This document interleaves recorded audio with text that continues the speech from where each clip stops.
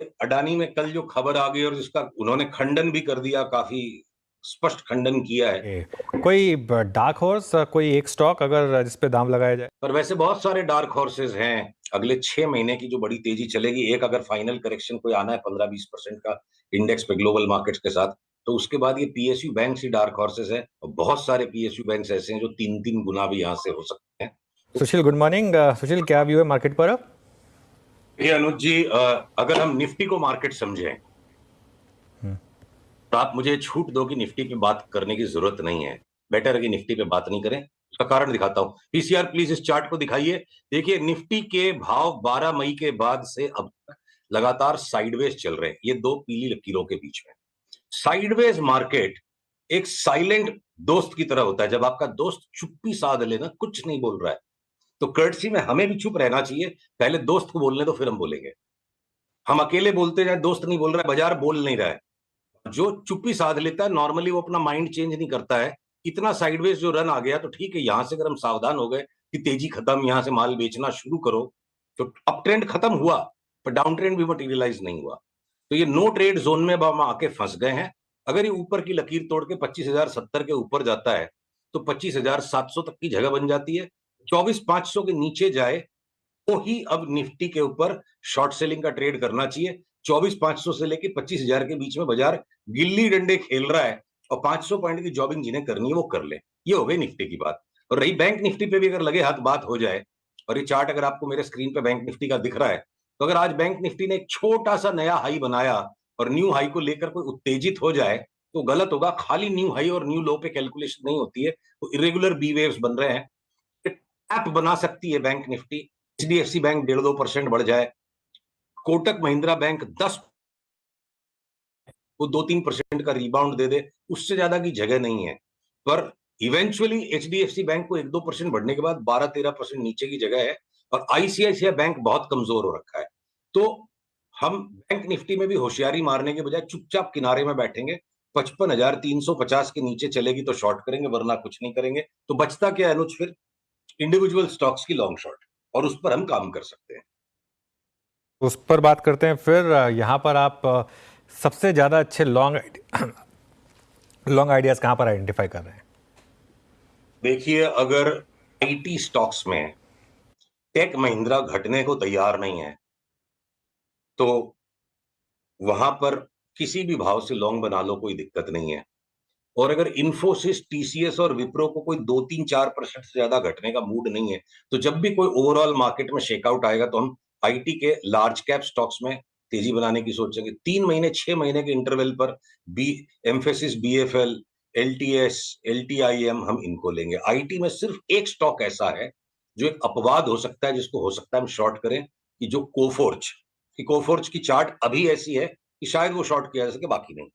अब मैं अगर फाइनेंशियल्स में आता हूं, पीएसयू बैंक्स को हम शॉर्ट नहीं करेंगे। हमने 1 महीने ये व्यू लिया हुआ था।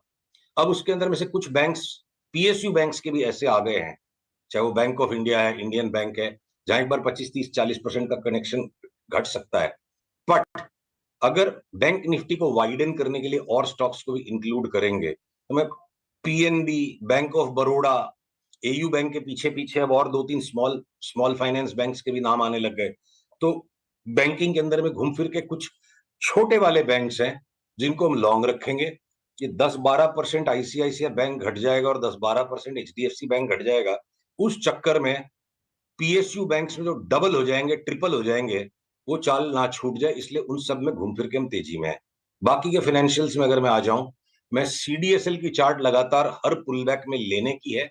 At the same time Bombay stock exchange की चार्ट पे, जिसपे हमने कॉल लिया था कि ये आधा हो जाएगा, और वो स्टॉक ने हमारा स्टॉप लॉस लगवा दिया, पर उसका मतलब ये नहीं कि बॉम्बे स्टॉक एक्सचेंज मेरे लिए बाई हो जाएगा। वो वापस उसका हम वेट करेंगे, चाहे वो 500 रुपया ऊपर या 300 रुपया नीचे वापस सेल का सिग्नल मिलेगा, तो उसी में पार्टिसिपेट करेंगे। तो एक्सचेंजेस के सौदे में एक सीडीएसएल ऐसा है कि अगर आप मेरे को पूछोगे ऐसा कोई स्टॉक बताओ जो कुछ भी हो जाए बाजार में नहीं बेचने का है, तो सीडीएसएल है।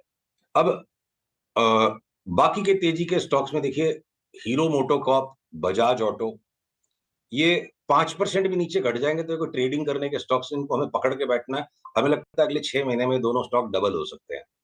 तो ये 5-7-8-10 स्टॉक्स तो आप यूं मान लो आज की तारीख में, जो लार्ज वाले स्टॉक्स हैं, दुनिया भर के बाकी छोटे बी ग्रुप के बहुत सारे स्टॉक्स हैं जिनको कि आप ट्रेडिंग नहीं करोगे, पकड़ के बैठ जाओगे। जैसे तत्व चिंतन है फार्मा रिलेटेड स्टॉक, जिसमें एक बड़ा बाई पैटर्न आ गया कि 2-3 गुना इसका भाव हो जाएगा, तो 5-10% घट भी जाएगा तो उसको लेने का ही है। तो उस तरह रोज कोई ना कोई बी ग्रुप के स्टॉक्स में बाई सिग्नल्स आते जा रहे हैं। और सेल सिग्नल कहां पर आ रहे हैं सुशील जी इस समय? ये एक ज्यादा महत्वपूर्ण प्रश्न है, और ये सेल सिग्नल ही जो है ना कंफ्यूज कर रहा है। अब देखिए, अडानी में कल जो खबर आ गई और जिसका उन्होंने खंडन भी कर दिया, काफी स्पष्ट खंडन किया है। खबरों को छोड़ दो, अब एक बार इस चार्ट को दिखाओ, पीसीआर से मेरा अनुरोध है। देखो अडानी पोर्ट्स की चार्ट को आप प्लीज मेरे स्क्रीन पे देखो। ये दो लेटेस्ट ये जो लेटेस्ट येलो लाइंस है, इनमें जो पैटर्न कैप्चर्ड है, ये एक फ्लैग पैटर्न है। फ्लैग पैटर्न करेक्शन कर रहा है इस फॉल का, जो यहाँ 1600 से शुरू हुआ, 1600 से 1000 रुपया गया और 1450 हो गया।